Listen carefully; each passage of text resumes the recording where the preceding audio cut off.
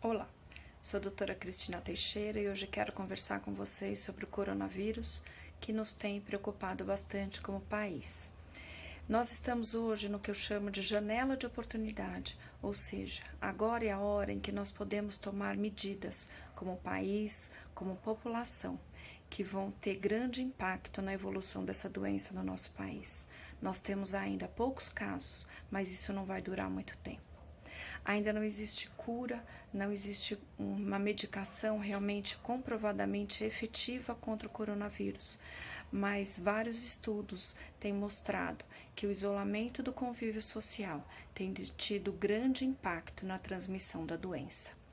Então, as pessoas ficam nas suas casas, isoladas, elas só saem para situações extremamente necessárias, como ir ao mercado ou situações de trabalho em que é essencial, e as outras pessoas ficam em casa.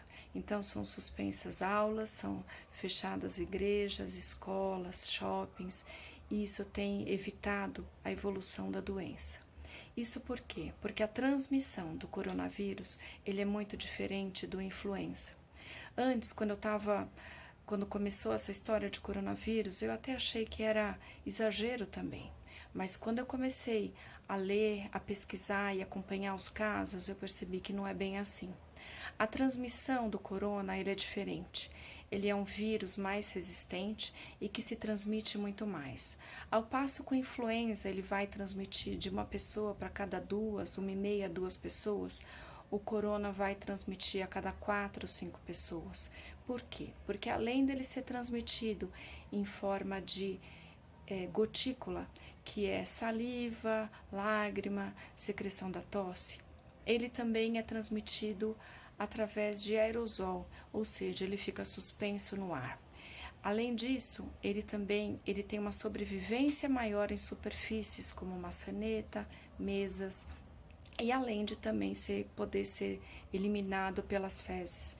Então, isso faz com que no convívio social ele tenha uma propagação muito maior.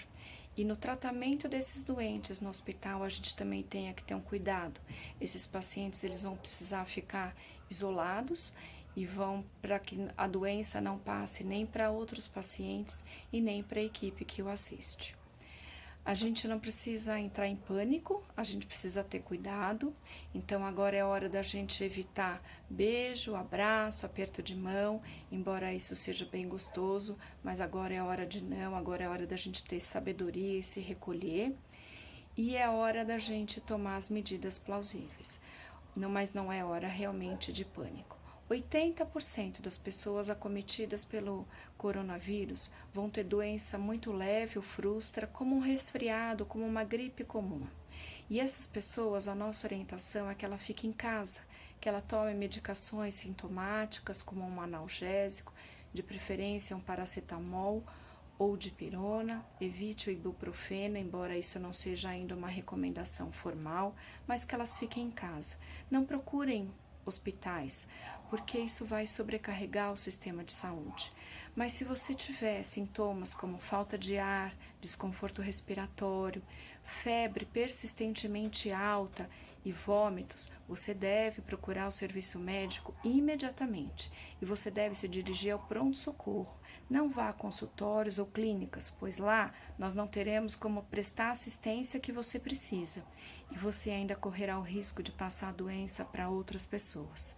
Se você tem sintomas leves, fique isolado em casa, se afaste do trabalho, se afaste do convívio, inclusive das outras pessoas da sua casa, fique resguardado. E isso vai ser importante. Não vá ao pronto-socorro por sintomas leves. Como eu disse, além de sobrecarregar o sistema de saúde, você ainda corre o risco de se contaminar com outros tipos de vírus. Essa doença para os jovens, ela é leve, como eu já falei, em 80% das vezes. Na criança, no adulto jovem e nos jovens e nas pessoas que não têm outras doenças, a mortalidade é baixa, de 0,2% até no máximo 2%. Mas quem nos preocupa com o coronavírus são os idosos, ou seja, pessoas acima de 60 anos, e as pessoas portadoras de comorbidades, pressão alta, diabetes, uso de imunossupressores, por exemplo. Nessa faixa de população, a mortalidade pode chegar de 12% até 18%, o que é bastante. E essas pessoas vão precisar de cuidados intensivos, muitas vezes também vão precisar de UTI e de ventilação mecânica por um tempo, algumas vezes prolongado. Então, nós precisamos evitar que esse vírus se propague de uma forma muito rápida, para que a assistência médica, assistência de saúde, possa absorver todos esses doentes e cuidar deles de uma forma adequada. Agora, nós estamos na hora da janela da oportunidade. É a hora da gente se recolher, da gente evitar o convívio social. Isso a gente precisa do apoio de toda a população, para que sejam fechadas escolas, shoppings, igrejas, cinemas, e a gente possa bloquear o alarme, a transmissão tão grande dessa doença. Que Deus nos dê sabedoria para que a gente tome as melhores medidas e no momento mais acertado.